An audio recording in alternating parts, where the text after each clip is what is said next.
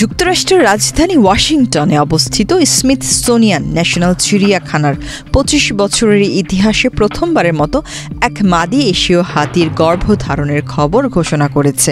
চিড়িয়াখানা কর্তৃপক্ষ জানায় ১২ বছর বয়সী মাদি হাতি নিহোলিন বর্তমানে সুস্থ রয়েছে এবং তাকে নিবিড়ভাবে পর্যবেক্ষণে রাখা হয়েছে।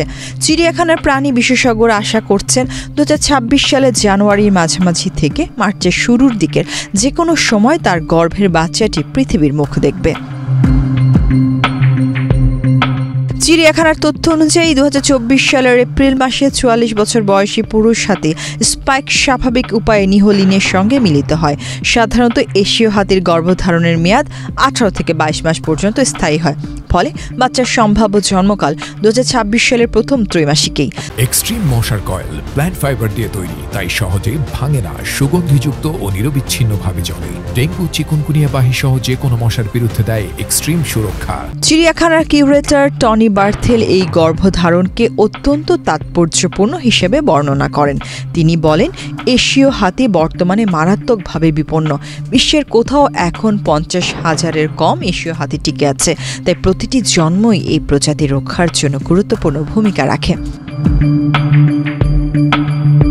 নিহোলিন সম্পর্কে চিড়িয়াখানার হ্যান্ডলাররা জানান, সে স্বভাবগতভাবেই চঞ্চল, দুষ্টু ও কৌতূহলী।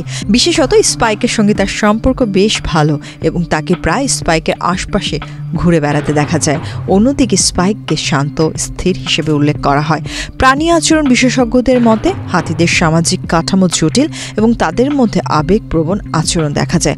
ফলে একটি সুস্থ সামাজিক পরিবেশ হাতির প্রজনন ও সুস্থতার ক্ষেত্রে গুরুত্বপূর্ণ ভূমিকা পালন করে। স্মিথসোনিয়ান ন্যাশনাল চিড়িয়াখানায় বর্তমানে মোট ৬টি এশীয় হাতি রয়েছে, একটি পুরুষ ও ৫টি মাদি। চিড়িয়াখানাটি বহু বছর ধরে এশীয় হাতির প্রজনন, সংরক্ষণ ও গবেষণার ক্ষেত্রে গুরুত্বপূর্ণ ভূমিকা পালন করে আসছে। চিড়িয়াখানা কর্তৃপক্ষ জানিয়েছে, গর্ভধারণের পুরো সময় জুড়ে নিহোলিনের শারীরিক অবস্থা, হরমোনের পরিবর্তন এবং আচরণগত দিক নিবিড় নজরদারিতে রাখা হবে।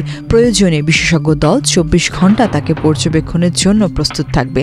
হাতি সংরক্ষণে জড়িত আন্তর্জাতিক সংস্থাগুলো জানায়, আবাসস্থল ধ্বংস, মানব হাতি সংঘর্ষ এবং অবৈধ শিকার এশীয় হাতির টিকে থাকার সবচেয়ে বড় হুমকি। সেই প্রেক্ষাপটে যুক্তরাষ্ট্রের একটি প্রতিষ্ঠানে এশীয় হাতির সফল গর্ভধারণকে তারা একটি আশাব্যঞ্জক অগ্রগতি হিসেবে দেখছেন।